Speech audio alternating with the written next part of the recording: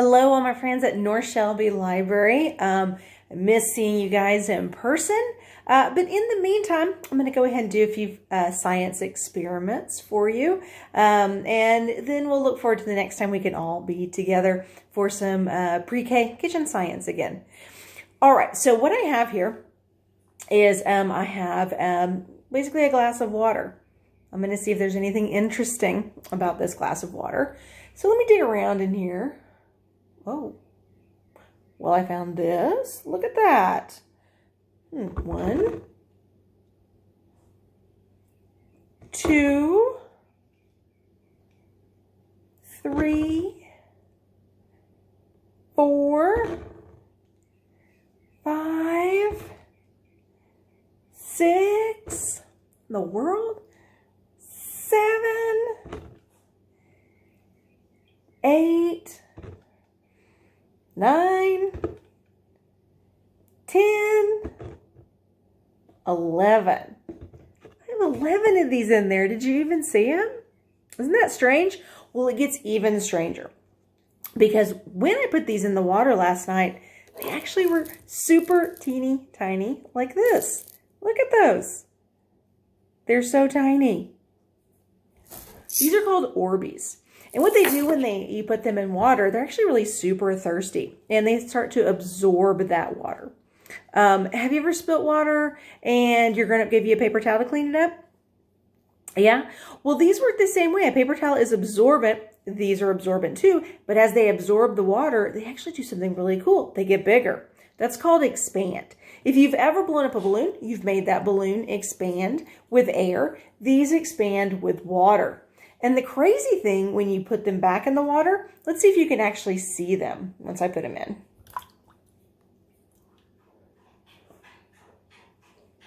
You can't see them. The reason why is they are filled with water. So water, if they're in water, light is going to pass through the Orbeez the same way that it does the water. They have the same refraction point. Makes them look invisible. Well, we know that they're still in there. Orbeez. Very, very fun stuff. Okay, so what I want everybody to do now is to take a big deep breath and exhale. All right, so you're breathing, right? But the cool thing that you're doing too, every time you exhale, what you do is you create a gas called carbon dioxide. Let's say that together. Carbon dioxide. Now, carbon dioxide gets even cooler because you can actually turn it into a solid. Right now it's a gas all over the place, but if you freeze it, has to be really, really cold, by the way, 123 degrees below zero, it will actually change into a solid. Think about if you have water and you put water in the freezer, what does that water turn into? It turns into ice, right? Well, dry ice is frozen carbon dioxide. Water freezes at about 32 degrees, carbon dioxide at 123 degrees below zero. And then it turns into a solid called dry ice. Let's have a look at that. So I'm going to put some gloves on, because things that are really cold can burn you just like things that are really hot. So I want to protect my hands. All right, got my gloves on. Let's get a little bit of this frozen carbon dioxide and see what it looks like. All right, look at that. And do you see all this coming off right here? So what it's doing, it's not 123 degrees below zero in my living room right now. So what it's doing is it's turning back into a gas. This process is called sublimation. Let's say that together. Sublimation. Very good. So what I want to do is I want to make this sublimate faster. By the way, let's think about when you take ice out of the freezer, what happens to it? It turns back into water, right? That's called melting. When a solid turns into liquid, that's called melting. When a solid turns into a gas, that's called sublimation. So what we're going to do to make this go a little bit faster is I'm going to put it in some warm water. This container right here is called a beaker. It's what a scientist uses in a laboratory to measure things. So let's get a little piece of dry ice here. And we're going to go ahead and put this in our beaker and see what happens. All right, are you ready?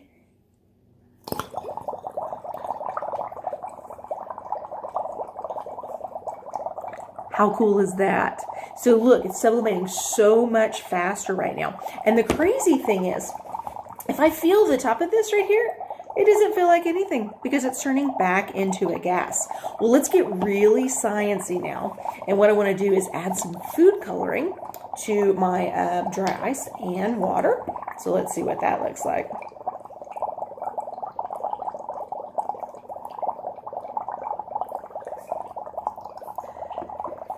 Isn't that amazing?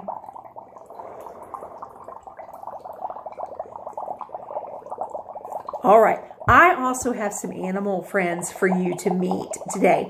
So what I want to do is I want to put the dry ice up. Don't want to get the animals too cold. So I'm going to put this up and I'm going to be back with some animals for you to meet. Dry ice is all put away. So let's meet some animals. The first animal you're going to meet is a lizard. This lizard comes from the deserts of Australia. And it's known as a bearded dragon. By the way, his name is Copernicus. So let's get him out so you can meet him. All right, this is Copernicus, the bearded dragon. You can see they have a very long tail. It's used for balance. They're known as bearded dragons because this part right here, that's called a dewlap. And if they get scared, they fill that full of air and push out their sides so they can look really scary. It also turns completely black under here. So it looks like they have a beard. So they're called a bearded dragon. These animals have excellent camouflage. Like I said, they come from the deserts of Australia. So if an animal has excellent camouflage, that means they blend in with their surroundings. So his skin is almost like the color of sand. Excellent camouflage.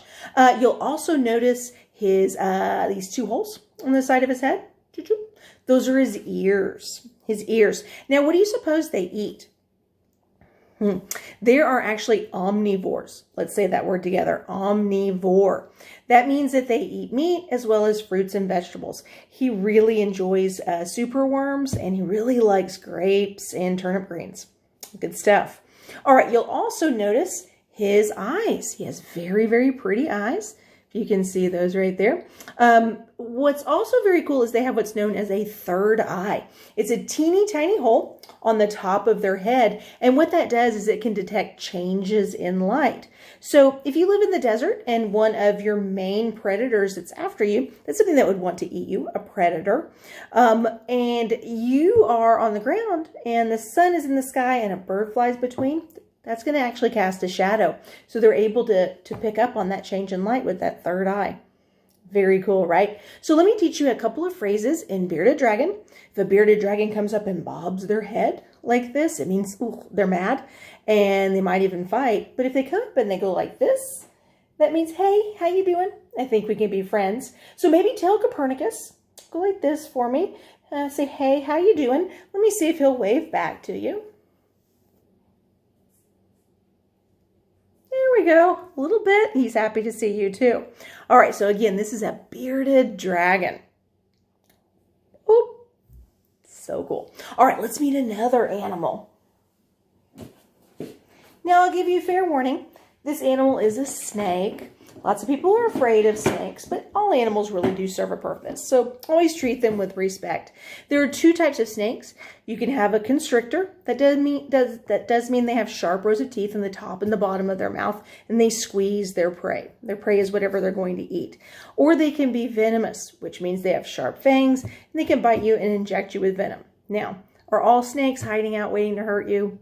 No, absolutely not. In fact, there's a very cool constrictor called a king snake. They actually eat venomous snakes, which is a really good snake to have around. Well, the snake that you're going to meet is an African ball python. They get their name because if they get scared, they take their entire body and wrap it around their head in a tight ball. So they're called a ball python. His name is Beauregard. They like really small spaces. So he's in a pillowcase, but I'm going to go ahead and open this up so we can have a look at him. He's very handsome. All right, let's get Beauregard out.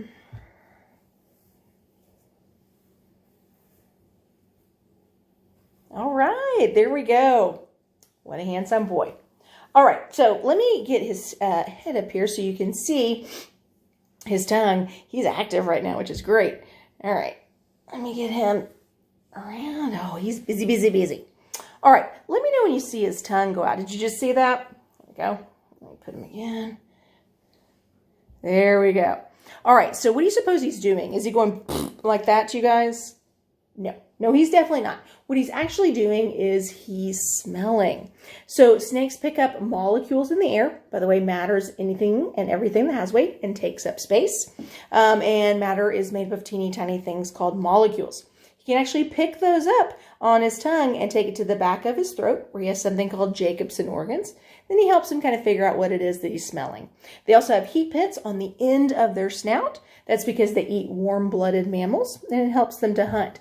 Now, would he think of you as a meal? He would not. You're way, way too big. In fact, he only eats once a month. Once a month, that's it. All right, so let me give you another really good look at Beauregard. There we go. He says hi. All right, so I am going to do another little activity with you. So let me put my animal friends up so they can go and have a little nap after getting out and saying hi to you guys. All right. All right, my animal friends are back in their very nice enclosures, and what I want to do is I want to read you guys one of my favorite books. Along with this book, I am going to send some activities that might be fun for you to do at home with your grown-ups. There's going to be an activity with a balloon and an animal activity too. I think you'll enjoy them.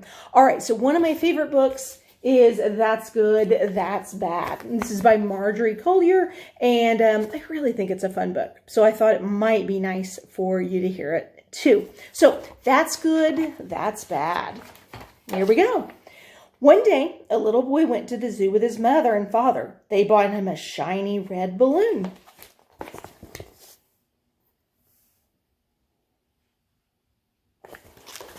Okay. It lifted him high up into the sky. Wow. Oh, that's good. No, that's bad.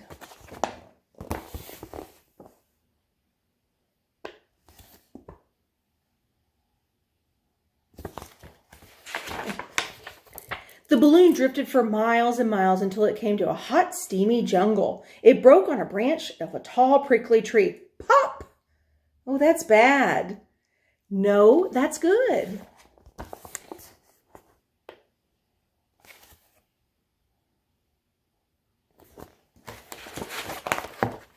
The little boy fell into a muddy river. Splat!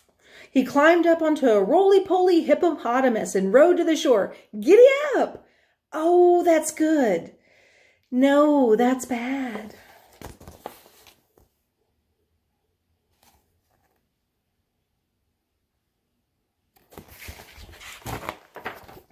Ten noisy baboons were squabbling in the grass by the river. They chased the little boy up a tree until he was out of breath.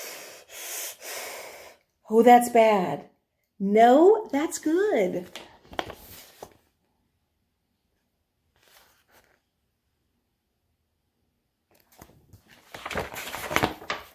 The baboons wanted to play vine swing with the little boy. What fun! The little boy grabbed a vine, swung out of their reach. Whee! Oh, that's good. No, that's bad.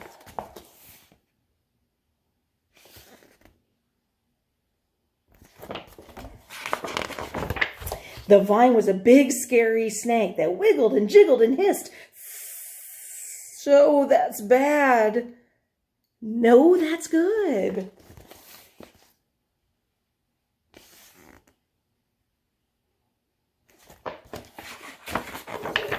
The little boy lost his grip, whoops, and landed on the back of a giraffe. Hooray! Oh, that's good. No, that's bad.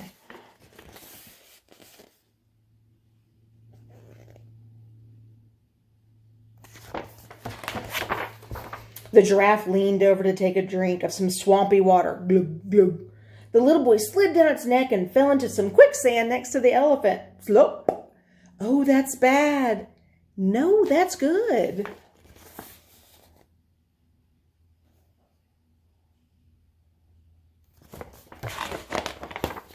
The elephant grabbed the little boy with its trunk and lifted him up, up, up onto his shoulders. Whoosh! Oh, that's good. No, that's bad.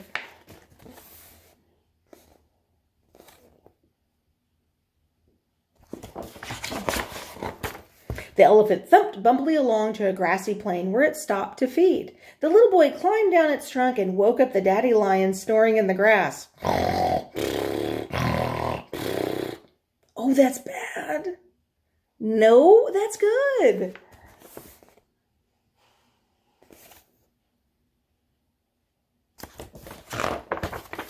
When the lion saw the little boy, it purred. and lick the little boy's face. Oh, that's good. No, that's bad.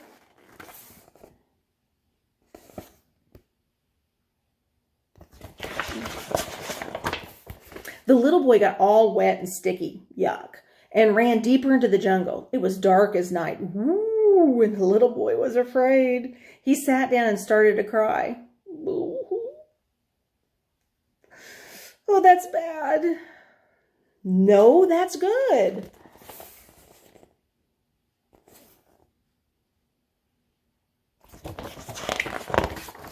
His tears made such a big puddle that a stork came along to have a drink.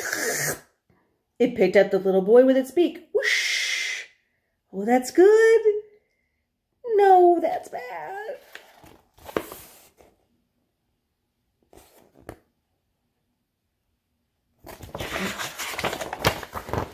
The stork flew the little boy across the dark, windy sky. Flap, flap. The little boy thought he would never see his parents again. Sob.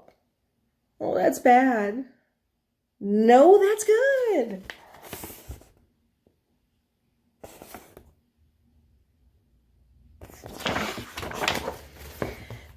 The stork knew where it was going. It took the little boy back to the zoo and dropped him into his parents' arms. Plop!